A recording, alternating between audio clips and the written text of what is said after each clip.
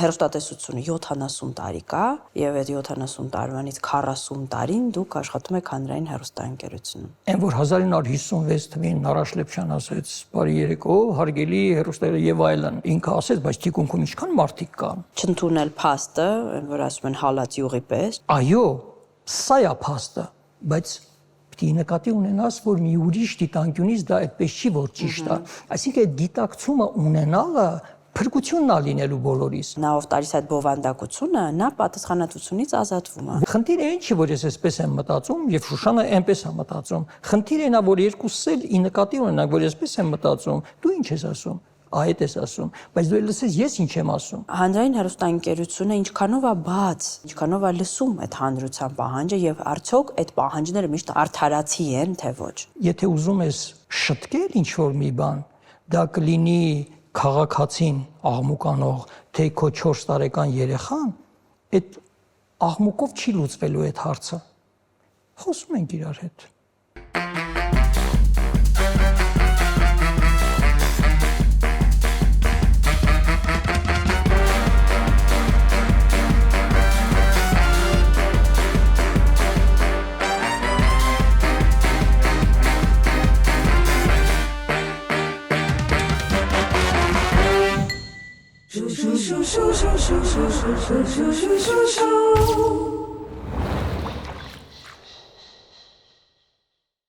Ոնց եք։ Լավ։ Հեռուստացույց հասցրել եք դիտել այսօր արդեն։ Չէ։ Չեք դիտում։ Չէ։ Չեք սիրում։ Դե գիտես, հեռախոսով եմ դիտում, համակարգիչով եմ դիտում, հեռուստացույց, որ ասում ես դիտել եք, հին եմ էլի, միանգամից այն հեռուստացույցն եմ Չէ, հիշում։ հենց այդ նկատի ունեմ, ճիշտ եք հիշում։ Հաճախ չեմ միացնում։ Ուրիշ գործիքով եմ նայում, բայց եթերը նայում եմ, որտեղ աշխատանքի բերումով էլ անընդհատ նայում եմ։ Իսկ միայն հանրային հեռուստաընկերության եթերն եք նայում։ Չէ։ Նայում եք այլ հեռուստաալիքներ։ Անընդհատ։ Անընդհատ։ Փնտրտուքի մեջ եմ էլի, ամեն միջին վիճակագրական հայի պես։ Որ անընդհատ փոխում են։ Ձեզ հետ երբ պայմանավորվում էին, որ պետք է հարցազրույց անենք, կարծես թե ձեզ ավելի հարմարավետ էր հանրային հեռուստաընկերությունում շենքում, որպեսզի դա լիներ։ Հարազատության զգացումն ասած էր տունն է, երկրորդ, ինչն է պատճառը։ Ասած ես կհարմարվեի որտեղ էլ ասեն, բայց որ այնպես ստացվեց, որ այս շենքում, այստեղ շատ լավ եղավ ինձ համար, որտեղ տանպես մի բան է դարձել, ամեն առավոտ գալիս եմ այստեղ, օրվա վերջին գնում եմ եւ տասնամյակներ ամեն օր։ Սիրում եք ձեր այս երկրորդ տունը, լավ եք զգում ձեզ։ Շատ պատահաբար եմ հայտնվել հեռուստատեսությունում, երբեք չեմ ուզել հեռուստատեսությունում աշխատել, պատահաբար հայտնվել եմ, մնացել եմ կանոնավոր մարդ եմ, այդպես հարմարվել մնացել եմ։ Ուրիշ շատ գործեր եմ անում։ Ինձ հետաքրքրող բաներ եմ անում, բայց ամենօրյա որպես աշխատանք սա է մնացել եւ փորձել եմ ճշգրիտ անել այն ինչ որ պահանջվել է ինձնից, դեռ մի բան էլ ավել, ինչ որ խելքս կտրել է, որ լավ կլինի որ անես, եթե այստեղ ես եղել, ինչի՞ չես այս բանը անում, այս հարցերը ժամանակ առ ժամանակ գլխիս մեջ ծագել են։ Ես էլ այնպես է եղել, որ վաղ երիտասարդ տարիքից նաեւ չինովնիկ կամ պաշտոնյա եմ եղել, ամիջապես ուղղեցի, որտեղ խմբագրական չուղղի է չինովնիկ բառը, բայց դի չինովնիկ պաշտոնյա։ Նաև մտածել եմ, որ ի պաշտոնե տեսնում ես, կարելի է փոխել էլի շտկել, եթե կարող ես ինչի չես անում։ Շատ հետաքրքիր մի բան կա ձեր մասին, որ շատ ասում են ձեզ հետ աշխատող մարդիկ, որ դուք ունեք երեխայի պես զարմանալու ունակություն։ Այո։ Ոնց եք պահում այդ ունակությունը, ոնց եք կարողանում։ Ես չեմ պահում։ Լավ թեմա բացեցի։ Ախր կյանքը ինքը հրաշքներից է կազմված։ Ոնց կարող ես տեսնել ու չզարմանալ։ Ախր այնպես չի, որ ես չեմ հասկանում։ Կյանքը այնպես է, որ ամեն ինչ սովորական է դառնում։ Սովորական է դառնում, չես նկատում։ Ես այնպես է իմ մոտ էլ ստացվել, որ անverջ շարունակել եմ նկատել այն 3 տարեկան երեխան, 5 տարեկան երեխան, ոնց է որ նկատում է։ Կամ որ այդքան չունեն այդ նկատելու ունակությունը կամ քիչ արտահայտված է, ունակություն ունեն, բայց քիչ է դրսևորվում, եւ կա որ շատ այնպես հաստատվել է, որ շատ է,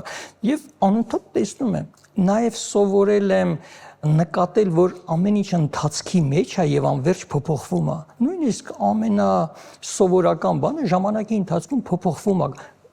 որտեղ ինքներս ենք փոփոխվում, մեր ընկալումներն էլ են փոխվում։ Տեսեք, բայց մի հետաքրքիր բան եմ ես նկատում, որ մարդը, որը սիրում է այդ բնությունը, նկատում է, զարմանում է, ինքը պիտի որ նաև շատ էմոցիոնալ լինի։ Բայց աշխատանքի մեջ դուք ավելորդ էմոցիա չեք դրսևորում եւ շատ հավասարակշռված եւ զուսպ եք անում ձեր աշխատանքը եւ գոլեգաների հետ հարաբերությունում էլ այդ հստակ սահմանները ունեք։ Հա, այո, էմոցիոնալ։ Ո՞նց եք համադրում այդ երկուսը։ Էմոցիոնալ չեմ։ Այսինքն փոքր տարիքից այդ որ անընդհատ տեսել եմ, նկատել եմ, որ հետաքրքիր է, մարդու տեսակ է, այսինքն տեսնում ես, որ հետաքրքիր է, ավելի շատ ոչ թե զգացմունք է առաջացնում, որ ուրախանամ, հրճվեմ, ավելի շատ զարմանք։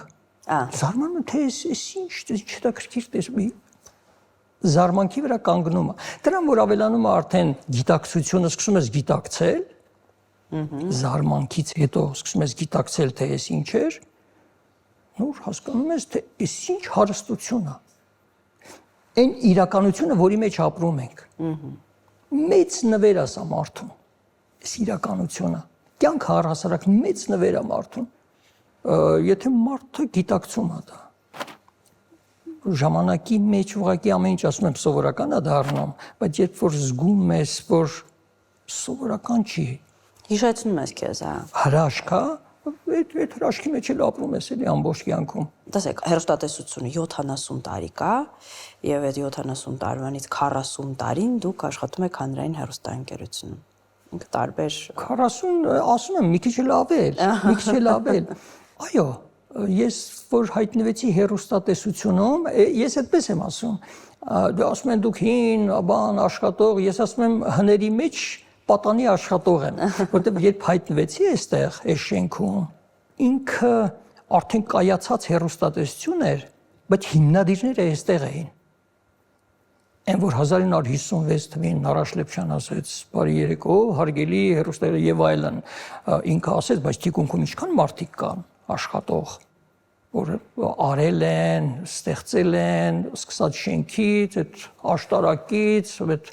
տեխնիկական էսպաները, նաև մարդիկ, թե մեծ թիմ է։ Այսինքն ես հայտնվել եմ այդ թիմի մեջ, որպես նոր մեկը երկնքից ընկած, հետո այն ժամանակ տեղի չկար, որ գնային սովորեին այս արվեստը։ Ամեն ինչ նոր էր։ Ամեն ինչ նոր էր եւ այդպես ստեղծում էին եւ մեծ նվիրում կամ նվիրվածություն, չգիտեմ, նվիրում ասեմ, թե նվիրվածություն կար բոլորի մեջ։ Մեծ հաճույքով էին անում ու մեծ նվիրումով ու շատ մեծ պատասխանատվությամբ։ Ինչ հեքիաթ ու հրաշքավոր ստեղծել ենք ու ստեղծում ենք ու մենք էլ մեջն ենք։ Այս տեսակ մթնոլորտի մեջ եմ հայտնվել, սովետական երկիր էր ինքը։ Այո։ Եվ հեռուստատեսությունը ճիշտ է, հիմա մեծ հնարավորությունների մասին ենք խոսում, բայց ինքը գաղափարախոսական զենք էր որպես ստեղծվել բոլոր հանրապետություններում, նաև Հայաստանում, մեզ մոտ 56 թվին, եւ առհասարակ աշխարհում նոր բան էր։ Այո։ Այս եվրոպական առհասարակ մի 2-3 հեռուստատեսություն կար, մինչև մեր հեռուստատեսությունը ստեղծվել է աշխարհում, որ գործում էին։ Անգլիացիներն են, մի քանիսը ամերիկացիներն էին, այսինքն մենք այն ակունքներում ենք աշխարհի հեռուստատեսություն, որ ստեղծվել է։ Հիմա որպես գաղափարախոսական զենք էր։ Եվ եթերում որևէ բան ասել, այդ ակցանի տակ էր, այսինքն բարի երեկո հարգելի հեռուստադիտողներ, իհարկե Նարաշ Լեփչյանը կարող էր այդ նախադասությունը ասել, ինչ կա այդտեղ, բայց այդ նախադասությունը 5 տարբեր մարդիկ պիտի կարդային, գրեին, ստուգեին, նոր ինքը դա ասեր, որ այդ սովետական գլավլիտի, այդ գաղափարախոսական ակցանի ներսում լիներ այս ամեն ինչը, սա մի գիծն էր, կողքը մի ուրիշ գիծել կա, այն հեքիաթը, որ հեռուստատեսությունը ստեղծվել էր, այն նվիրումը, որ մարդիկ ունեին, այսինքն դա չէր դիտվում որպես զինվորական աշխատանք գաղափարախոսական ոլորտում, նաև մի նոր երևույթ էր, նոր մշակույթ էր, նաև այդ համոզումն ու նվիրվածությունը կար, սրանք զուգահեռ էին գալիս։ Եվ մի երրորդ գիծ էլ ավելացնեմ, որի մեջ ես էլի հայտնվել եմ, մինչև հիմա ինձ հետ գալիս է, ամեն մարդ չէր կարող եթեր մտնել։ Ամենակարևորն։ Ամեն մարդ չէր կարող այդ մարդուն պիտի պատրաստեին, ինքը պիտի ստուգվեր, ինքը եթերում բան պիտի ասի։ Կապ չունի, ասում է բարի երեկո հարգելի հեռուստադիտող, թե որևէ ուրիշ բան ասում։ Եվ եթեր մտնում էին միայն մասնագետներ։ Դրանք կարող են գիտնականներ լինել, մտավորականներ լինել եւ պատրաստված մարդիկ։ Եվ այն որ գիտնական կամ մտավորական մտնում էր եթեր, դեռ իր թիկունքում խմբագրական մի բանակ էր աշխատում, ինչ ես ասում։ Եվ դա տեքստի էր նաև վերածվում, ամեն էջը մի 5 հոգի տարբեր պաշտոնյաներ ստորագրում էին, գլավլիտից բացի, կրսկանեն ինչ ասում ես մարդը։ Այսինքն այն որ եթերում միայն լավագույնները կարող էին լինել, այսինքն մտավորականը որ բան պիտի ասեր եւ իր թիկունքում մարդիկ էին, եւ միայն խոսելու պարագայում չէ, ամեն մարդ չէր կարող եթերում երգել կամ պարել։ Լավից լավը միայն կարող էր եթերում երգել։ Լավից լավը միայն կարող էր եթերում պարել։ Եվ սովետը քանդվեց, շատ բան մտավ եթեր, հիմա չշեղվեմ գամ այս օրեր, բայց այդ պատասխանատվությունը, նվիրումը, ասածդ ինչա, այդ փաստը, որ ասում ես եթերում, վստահես, որ դա այդպես է, այս պատերի ներսում մնացել է այդ տրամաբանությունը։ Եվ այսօր դե ես նայում եմ տարբեր հեռուստատեսություններ եւ գիտեմ հանրայինը խորքից։ Հանրայինում կարող է շատերը չսիրեն, ասեն հանրայինը, չգիտեմ, հիմա բաներ կան, չէ, վեճեր կան, քաղաքական դեսերտներ, բայց հոգու խորքում բոլորը գիտեն, չնայած ինչքան ասում են հանրայինը նայելու բան չի, էս ինչին, բայց հոգու խորքում բոլորը գիտեն մաքսիմալ ճշտված ինֆորմացիա է գնում։ Ինչ սկզբունք է ձեզ համար կարևոր աշխատանքի մեջ։ Եթե հանձն ես առնում որևէ բան, անես մաքսիմալ լավ քո ունակությունների սահմաններում, բայց նաև գիտակցելով, որ այն ինչ որ անում ես լավ քո ունակությունների սահմանում, դա դեռ չի նշանակում, որ դու շատ լավ ես անում։ Քեզ թվում է, որ դու լավ ես անում։ Այդ թվալու գիտակցությունը երբ ունենալով ես դա անում, ամեն ինչ լավ է լինում։ Եվ հանկարծ կողքից որ ուրիշ կարծիք ես լսում, հանգիստ ես լսում։ Եվ առհասարակ ամեն ինչն է այդպես։ Սկսած ֆիզիկայի այն ամենաճշգրիտ օրենքներից կամ կանոններից, որ գործում է, այնպես չի, որ ֆիզիկայի ճշգրիտ օրենքը ինքը ճիշտ է բացարձակ։ Ինքը ինչ որ պայմաններում է ճիշտ։ Սրա գիտակցումը ունենալը կարևոր եմ համարում։ Խորհրդային միության փլուզումից հետո, անկախացումից հետո ստացվում է, որ պիտի ազատականանար այս ամեն ինչը, մի քիչ կոպիտ ասած եթերը մի շունչ քաշեր, հա։ Բայց ասում եք, որ դա ավելի մարտահրավերային է։ Չէ, սպասի, ազատականացան էլ ինչ ձևով ազատականացավ։ Այս դրա մասին կուզեմ խոսել։ Ոչ թե դռները բացվեցին, այլ պատուհանները, դռները, դարպասները հեղեղի պես ամեն ինչ լցվեց եթեր, էլի մի հեռուստատեսություն էր։ Սա 80-ականների վերջերից սկսվեց։ Ես էլ էի եթեր մտնում։ 15 օր էին կանում, չգիտեմ, հետո վարակույր էին կանում, դեռ գլավլիտը կար, բայց արդեն կարող էինք հարց տալ, ինչ որ թեմայով խոսել։ Ես ասենք միկրոֆոնով մոտենում էի մեկի այդ մայթին բան էի խոսում, այս մարդը զարմացած ինձ էր նայում։ Կամ մեկին տալիս էի մի հարց, բայց ասում եմ ես կարող եմ եթերում խոսել, ինքը զարմանում, ինքը ինչպես կարող է հայտնվել եթերում, մարդը զարմանում էր։ Թե որ ինքը կարող է հայտնվել եթերում, որտեղ սովետական տարիներ այդպես չէր, ամեն մարդ ասում եմ չէր կարող հայտնվել եթերում։ Ամեն դռնից ու պատուհանից ամեն ինչ լցվեց եթեր, ազատ լինելու իմաստով սա հրաշալի էր։ Բայց հետո կանգնեցինք ուրիշ խնդրի առաջ։ Ինչ խնդրի։ Այս ազատը ազատ, բայց մարդիկ նայում են ճիշտն ու սխալը, փաստը ստուգելը, բա սա ինչպես պիտի լինի։ Մարդը գալիս է եթերում, ասում է, որ մարդը ունի ամեն ձեռքի 6 մատ։ Ասում ես, չէ, 5 մատ, չասում է 6 մատ։ Հասկանում ես, այսինքն այդ ազատությունը հետո էլի ստիպեց, որ ոչ թե գաղափարախոսական նոր ակցիա ստեղծել, այլ ասել սպասիր։ ինչքանով համոզված ես, որ սա ճիշտ է։ Հիմա ես ասում եմ, մեր եթերի բովանդակության վերահսկողության այս բաժինը ինչի համար է։ Օգնելու համար այդ մարդկանց ինքը չարամտորեն չի ասում 6 մատա։ Խմած է, 6 մատա երևում աչքին մարդու։ Գոնե սա ասում որ մարդ խմած է, դրա համար է ասում, հանգիստ դա է, կարող է 7-ն էլ տեսնի ինքը, որտեղ խմած է։ Այսինքն ոչ թե որպես փաստ ասես, այլ փորձես բացատրել, ազատ խոսել, օգնել այդ մարդուն կամ այդ խմբին, որ անում է հաղորդաշար, ասել գիտես, այս տեսակ փաստեր կա, ճշտենք, ուղղակի փակել ասել ոչ, իհարկե չէ։ Դա ինչ հետևանք թողեց մեր հանրության վրա։ Եվ լավ եւ վատ։ Այսինքն երբ մարդը դյուրահավատ է եւ չի կասկածում, եթե մեկը մի բան ասում է, ո՞վ է այդպես է։ Այսինքն ամեն ասված բանը ճիշտ ասալ ինքը այդպես էլ ընդունում է։ Ոչ դյուրահավատ մարդու համար, մանավանդ մի քիչ գիտակցություն ունեցող մարդու համար, գիտակցում ունեցող մարդու համար, որ փաստերը շատ են եւ փաստերին նայող դիտանկյունները շատ են, գոնե այդ ընկալում ունենալով լսի այդ մարդուն կամ լսի այս հիմա ես քաղաքական այս իրավիճակների մասնագետ չեմ, լավ չգիտեմ ով ինչ է ասում, բայց իրար հակասող բաներ են ասում, չէ՞։ Այսինքն նայելա ճիշտ, բայց սա այս տեսանկյունից է ճիշտ, նայել են տեսանկյունից է ճիշտ։ Իրար ոչնչացնելով բան դուրս չի գա։ Երկուս էլ ընդունենք, որ հնարավոր է, որ ես սխալվում եմ։ Հնարավոր է, որ դու սխալվում ես։ Բայց տեսեք, դա հնարավորություն տվեց հանրությանը ձևավորել քրիտիկական մտածելակերպ։ Այսինքն չընդունել փաստը, որ ասում են հալած յուղի պես, չընդունել, որ սկսեցին մտածել։ Բա ասում եմ ընթացքի մեջ ենք, 90-ականներից սկսած ես ընթացքի մեջ ենք, հիմա էլ ասում եմ թվային այս նոր հարթակները, որ հայտնվել են, տարբեր արհեստական բանականությունն էլ որ հայտնվել է, որի միջոցով հիմա ինձ կարող են նկարել եւ ես ասեմ մի բան, որ պարզվի ես չեմ, այսինքն երբ որ մարդիկ արդեն հասկանում են, որ այնպես չի, այն ինչ որ ասում է, սա հալած յուղն է։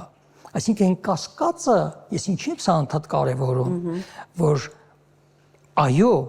սա է փաստը, բայց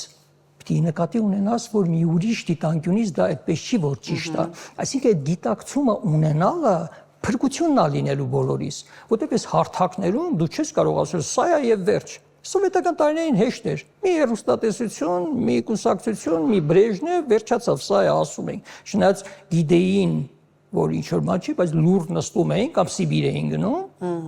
կամ հարցերը ուրիշ ձևով լուծվում էին, բայց հիմա դա չես անի։ Փակելով չի, այդ գիտակցությունը արտնասնելով է։ Սացմա գիտակցությունը հեռուստադիտողի մոտ պիտի լինի, նայողի վրա դրվում պատասխանատվությունը։ Նայողը մեր ամբողջ հասարակությունն է։ Հա, բայց ստացվում է պատասխանատվությունը դրվում է հասարակության վրա, որ ինքը պիտի ֆիլտրի ինչա նայ։ Յուրաքանչյուր անձի վրա, յուրաքանչյուրս պատասխանատու ենք։ Ասում եմ, փողոցը մաքուր կամ բակը մաքուր պահելուց սկսած ես սա ռոպագանդայի համար չեմ ասում։ Դա իսկապես այդպես է։ Չէ, ես հասկանում եմ, բայց տեսեք, այստեղ ստացվում է, որ կոնտենտ տվողը, նա ով տալիս այդ բովանդակությունը, նա պատասխանատվությունից ազատվում է։ Ոչ։ Ահա, ինքն էլ իր պատասխանատվությունը ունի։ Ինքն էլ մեկն է այն մյուսներից, ինքն էլ ունի պատասխանատվություն։ Ուղղակի ինքը այդ պատասխանատու հայտարարությունը, որ անում է, պիտի ունենա այն գիտակցությունը, որ ուրիշ դիտանկյունից հնարավոր է եւ ուրիշ կերպ լինի։ Այսինքն խնդիրը այն չի, որ ես այսպես եմ մտածում եւ Շուշանը այնպես է մտածում։ Խնդիրը այն է, որ երկուսս էլ ի նկատի ունենանք, որ այսպես եմ մտածում։ Դու ինչ ես ասում։ Այդ ես ասում, բայց դու լսես ես ինչ եմ ասում։ Ու եթե մենք ընդհանուր այս բոլոր մասնակիցներս ունենք մի նպատակ ընդհանուր, որպես հասարակություն, որպես ժողովուրդ, որպես մի երկրի բնակչություն, որպես մի ազգ, որը վերջապես էլի պետականություն է ունեցել, այս գիտակցումը ունենալով իրար լսենք, հնարավոր է ավելի արագ հասնենք այն կետին, ուր ուզում ենք գնալ բոլորս։ Պարոն Նորձյան, բայց իմ կարծիքով սա մի քիչ ուտոպիստական մոտեցում է այն առումով, որ միշտ էլ հասարակության մեջ կան մտածողներ, կան չմտածողներ։ Ու ես կարծում եմ, որ բեռը մտածողների վրա է։ Միայն։ Հիմա այդ մտածողները ինչ կարող են անել, որպեսզի չմտածողներին փրկեն։ Պիտի նկատի ունենան, փրկելու խնդիր չկա։ Փրկեն նկատի ունենան վատ կոնտենտից տվյալ պարագայում, հա։ Ինքը հանրային հեռուստատեսություն եւ առհասարակ աշխարհի հանրային հեռուստատեսությունները ունեն պատասխանատվության մի աստիճան, որ գուցե մյուս հարթակները հեռուստատեսությունները այդքան կարող է եւ չունեն, չնայած իմ կարծիքով բոլորը պիտի ունենան, բայց սա հանրության գումարներով է արվում։ Եվ պատասխանատվության ուրիշ աստիճան ունի։ Այսօր հեռուստատեսությունների կամ այս հարթակների առաջ շատ դիտումներ հավաքելու, որ իրեն շատ նայելու խնդիր ունեն։ Հիմա երբ որ ուզում ես դիտում հավաքել, ամենահիմար բանը կարող է պարզվել ամենաշատ դիտումն է հավաքում։ Հիմա ես հիմար բառը օգտագործեցի, բայց անլուրջ բառը կարող եմ օգտագործել, շատ բառեր կարող եմ օգտագործել, թե դիտումներ ինչով կարելի է, ինչ կերպ կարելի է հավաքել։ Հիմա հանրայինի պարագայում եւ դիտում պիտի հավաքես, բայց նաեւ պիտի հանրության համար օգտակար, սա կրթական կլինի, չգիտեմ, ճանաչողական կլինի, խնդիրներ պիտի լուծես։ Հաճախ այդ թեմաները դիտում չեն հավաքում, բայց պիտի դա անես եւ պիտի փորձես դա այնպես անել, որ ինքը արդյունավետ լինի։ Այսինքն այդ պարտականությունը դու ունես։ Եթե ես իմ մասնավոր բիզնեսն եմ, հեռուստատեսությունը բացել եմ Կոմիտաս փողոցի վրա, եւ ինչ ուզում եմ անեմ, հավաքում ենք, երգում ենք, պարում ենք, խոսում ենք, կարող ես անել։ Որևէ մեկը չի ասում, ինչ ես ամբողջ օրը տեղ երգում, պարում, այ Կոմիտասի վրայի հեռուստատեսություն։ Բայց հանրայինը չունի այդ տեսակ ոչ հնարավորություն, ոչ էլ իրավունք։ Ինքը ունի որոշակի պարտականություններ, ինչպես ունի ասենք կրթության գիտության նախարարությունը։ Հանրային հեռուստատեսությունը նույնպես ունի պարտականություններ։ Բայց տեսեք, այսօր հանրային հեռուստաընկերությունում կան շատ ժամանցային հաղորդումներ, որոնք ըստ էության չունեն այդ դերը, ես այնտեղ չեմ տեսնում ոչ կրթական, ոչ ինչ-որ ժամանց է։ Դա կարող է քննարկվել, բայց ժամանց հա չի նշանակում վատ բան։ Այլ բան է ժամանցի որակ։ Ինչով ես քո ժամանցը անում։ Սովետական գաղափարախոսական ակցանի տակ գտնվող հեռուստատեսություն քեզ թվում է ժամանցային հաղորդումներ չկային, շատ կային։ Միայն երկելու բարելը չէր, ժամանցային տարբեր հաղորդումներ կային, հումորային տարբեր հաղորդումներ կային, բայց այնտեղ որոշակի մակարդակ պիտի ապահովվեր։ Հիմա կարող եք ասել, այդ ո՞նց ես որոշում մակարդակը։ Այո, դժվար է որոշել։ Խելքից կտրած ինչ չափ։ Հանրային հեռուստաընկերության նկատմամբ հանրությունը շատ խստապահանջ է։ Այո։ Ինչը շատ բնական է, այո, բնական շատ լավ է։ Ինչը շատ բնական է, որովհետև նույն բանը կարող է մի հեռուստաալիք ինչ-որ մի մի բան անի, այնտեղ անցնի գնա, դա իսկ հանրային հեռուստաընկերությանը դա չի ներվում։ Դրանից բացի քաղաքացի է ձևավորում այդ պահանջը։ Մենք շատ ունենք դրա կարիքը քաղաքացի ունենալու, այո։ Հանրային հեռուստաընկերությունը ինչքանով է բաց փաստացի, հա, այդ մենք դա բառերով կարող ենք ասել, բայց ինչքանով է լսում այդ հանրության պահանջը եւ արդյոք այդ պահանջները միշտ արդարացի են, թե ոչ։ Օրինակ, ես կարդում եմ մեկնաբանություններ, մարդիկ կան, որ ասում են, որ այս հաղորդավարը, Ռաֆայելն, Շուշանը, ճիշտ է, շատ քիչ տոկս է, անգրագետ է։ Ինչ եք թողնում իրան եթեր։ Ինքը այերով է խոսում։ Սա քաղաքացիների պահանջը կան, չգիտեմ, 3 կամ 4 հոգի, որ այդ ասում են։ Քաղաքացիներ չէ, որոշ քաղաքացիներ։ Որոշ քաղաքացիներ, ահա։ Հիմա սա հանրության կողմից գալիս է մի հատ ազդակ, ասում է փոխեք, անգրագետ է, ինչ ես տալիս եմ հարկ եմ վճարում, դուք իրան վճարում եք աշխատավարձ, ու ես դիպված նստում եմ այդ անգրագետին լսում եմ։ Հիմա հանրային հեռուստաընկերությունը ինչ է անում, ո՞նց է այս, արդյոք սա արդարացի պահանջ է, թե չէ, այդ մասն եմ ասում, հա, արդարացի պահանջը այդ կնոջ պահանջը, թե չէ, եւ եթե արդարացի է, ինչ գործողություններ ունի անելու այստեղ հանրային հեռուստատեսությունը լսում է, թե ինչ է ասում Տիկինը, որ այով խոսելը համարում է անգրագիտություն, եւ մենք երբ քննարկում ենք այդ բոլոր բաները, քննարկում ենք, ասում ենք, որ այս տեսակետ կա, ոչ օրինակ ես ինքս չեմ կարծում, որ դա անգրագիտության արդյունք է, այդ այով խոսելը ավելին կամ բարբառներ, որ այով են խոսում, իսկ ով ասել, որ բարբառակիր մարդը, բարբառով խոսող մարդը անգրագետ մարդ է, եւ ու այդպես շարունակ քննարկումներ են լինում, եւ արդյունքում ոչ թե մենք այդ մարդուն ասում ենք դու անգրագետ բան ես ասում, որ այով է խոսում, կամ ասում ինչ գրագետ ես ասում Շուշան, անմիջապես արի եւ էի անցի, այդպես չենք անում։ Փորձում ենք մի ուրիշ հաղորդման մեջ, մի ուրիշ ձևով ցույց տալ, որ սա էլ ապրելու իրավունք ունի։ Օրինակ, եթե մեր բառարանները բացենք նայենք, այդ տարբեր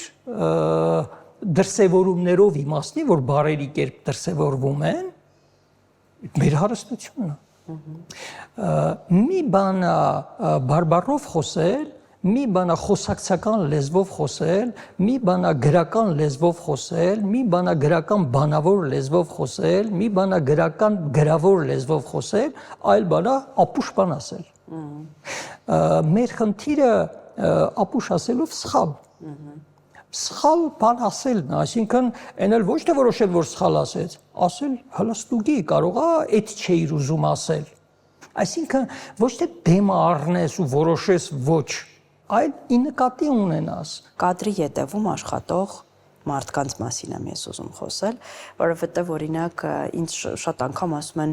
շատ լավն է հաղորդումը, դու շատ լավն ես, որ sense արտահայտություն են անում, ես ասում եմ, եթե ես չունենայի կադրի ետևում աշխատող այդքան մարդ, սրտացավ, ես այդքան լավը չէի լինի կադրում։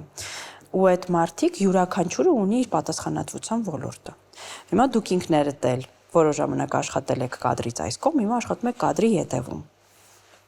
Այս մարդկանց պատասխանատվությունը իրականում մենք մեր պատկերացմամբ թերագնահատում ենք, բայց շատ մեծ է, հիմա օրինակ օպերատոր, որ հանկարծ լավ չնկարի կամ կորցնի նկարածը, մեծ խնդիր է առաջանում, մենք չենք ունենում այս լավ նյութը։ Կամ չգիտեմ, լույսը լավ չեն դրել, կամ մոնտաժի ժամանակ ինչ-որ մի բանը լավ չեն կտրել, չգիտեմ։ Հագուստը լավ չի, գրիմը լավ չի, այդ ամեն ինչը լավ էր, բայց պարզվում է այնտեղ, որ տեսագրվում է այդ գործիքը լավ չի, այնտեղ կանգնող ինժեները լավ չի, հետո տեխնիկական դիտում անողը լավ չի, հետո արբանյակով հեռարձակում անողը լավ չի, Եվրոպայում նստածը փնթի է այնտեղ աշխատում է։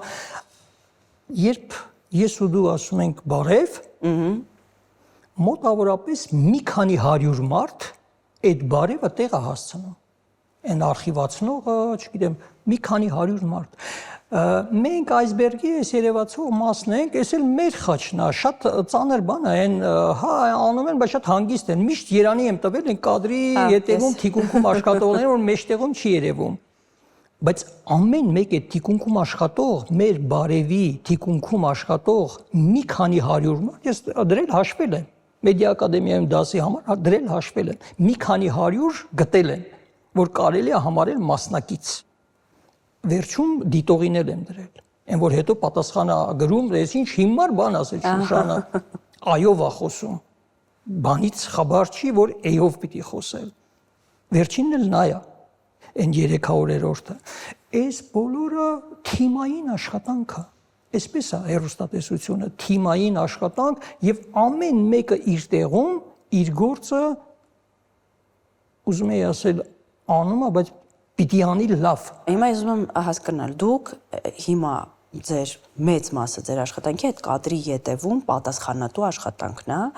ու ցանկացած բան հանրային հեռուստաընկերությունում եթեր դուրս գալիս, անցնում է ձեր ձեռքի տակով նոր դուրս է գալիս։ Եղել է դեպք, որ անցնի ու սխալված լինեք։ Ու հետո ասեք նախ չափազանցված է, որ ամեն ինչի ձեռքի տակով է անցնում, այդպես չի, ինչ որ բաներ եւ իհարկե լինում է։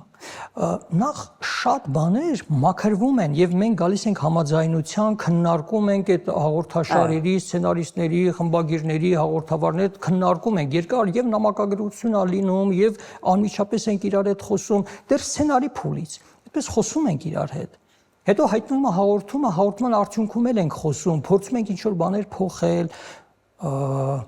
եւ այնպես չի, որ ստանում ենք լավ մի բան։ Ստանում ենք ինչ-որ կարողացանք ստանալ խելքներից կտրածի չափ լավ, բայց նորից եմ ասում, կարևորը այդ ջանքն է, որ անկեղծորեն դու թափում ես քո հնարավորությունների սահմաններում եւ ի նկատի ես ունենում, որ կարող է եւ սխալվես։ Եվ իհարկե եթերում շատ է եղել նաև, որ հետո տեսել ենք, որ այս բանը ոնց չէինք տեսել։ Այն հաղորդումները, որ նույնիսկ ես եմ արել, շատ սիրել եմ տանը նայել, ուրիշ աչքով եմ նայում։ Եվ մեկ էլ տեսնում ես, որ սխալ բան ես արել։ Խնդիրը ճիշտ ու սխալը չի։ Խնդիրը դա տեսնելն է, հասկանալն է, ընդունելն է դա։ Չեմ ասում պետք չի նեղվել։ Կարելի է նեղվել, բայց ավելի շատ պիտի ի նկատի ունենալ։ Եթե ուզում ես շտկել ինչ-որ մի բան, դա կլինի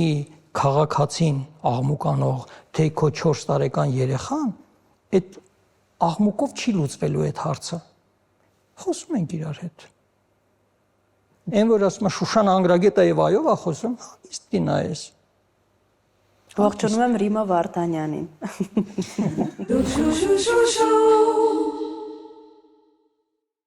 Վերջում ուզում եմ ձեզ կարճ հարցեր տալ ու ուզում եմ, որ կարճ էլ պատասխանեք այդ Գիտեմ, որ բրծում չկա, դուր հարցը։ Ինչ է պակասում այսօր հեռուստատեսությանը, որ առաջ կար։ Ոչինչ էլ չի պակասում հեռուստատեսությանը, ուղղակի այսօր հեռուստատեսության առաջ մեծ մարտահրավեր կա, որովհետև ինքը տարալուծվում է թվային հարթակների մեջ։ Մեր ընկալումների հեռուստատեսությունը ուղղակի վերանում է եւ ամենամեծ խնդիրը, որ այսօր հեռուստատեսության առաջ կանգնած է, թե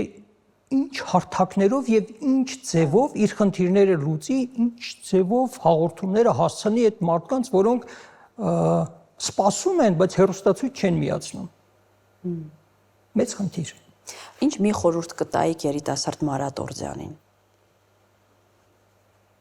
Երիտասարդ Մարատ Օրդյանին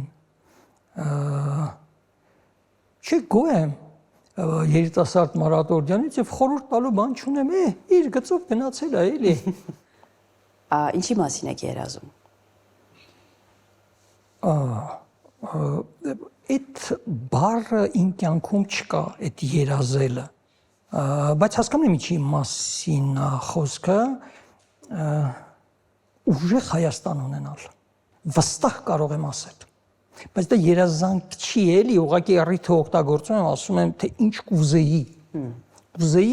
ունենանք բոլորս միասին ուժեղ Հայաստան։ Ինչից եք վախենում։